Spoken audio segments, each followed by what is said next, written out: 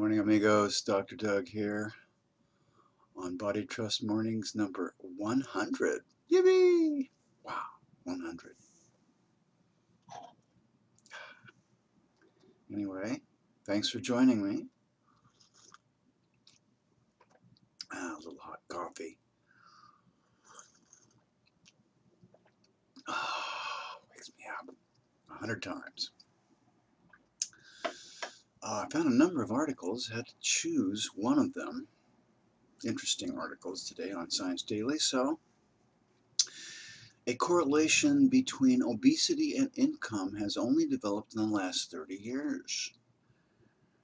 This is, I don't know who did this study anyway.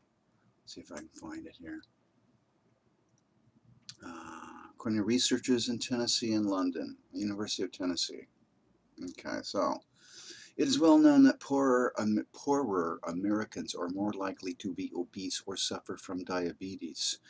There's a strong negative correlation between household income and both obesity and diabetes. I was stunned several years ago to learn that non-white populations have a higher incidence of obesity and diabetes too than Caucasian. But here, and I've seen this study over and over again, that income level has a great deal to do with how much food you eat. Now, of course, everyone says, well, they eat the wrong food. Well, I don't agree with that, but if they're eating the wrong food, why are they eating the wrong food? Well, they can't buy it. They can't go to a grocery store and get vegetables. Come on. I wrote an article for truthout.org, that's truth-out.org, about, I don't know, 8-10 years ago, something called The Political Roots of American Obesity. Look it up. It's still online. They loved it. Because, you know, this is all about the depression that we're living in. It started in 1971. This is a political problem. Obesity rate was level until the years 1976 to 80. Government graph shows this. And then it started rising, and it kept on rising. Till it's still rising, and with children too.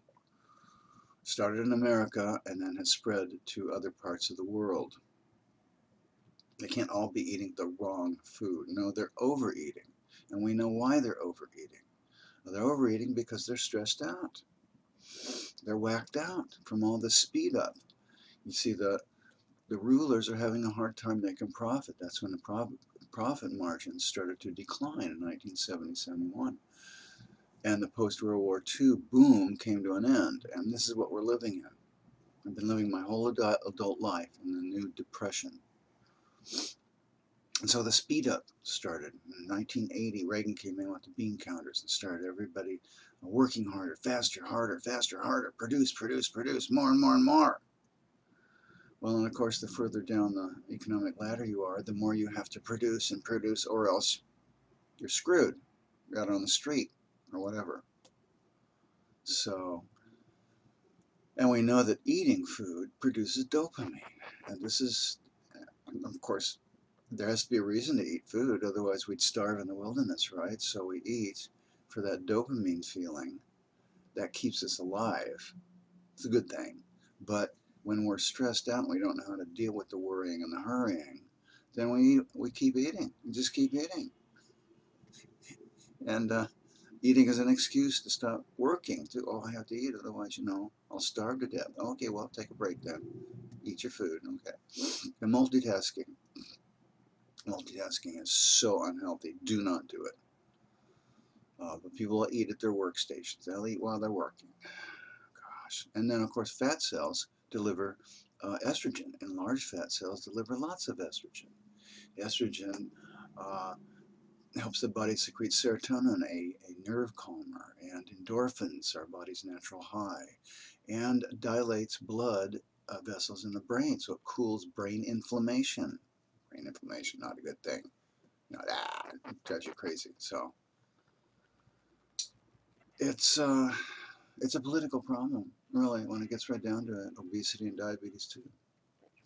But individuals can make a huge difference in their lives by hiring the services of a wellness coach like me. Well, happy 100, Doug. Yay! And we'll see you, my friends, amigos, for the next 100. Adios.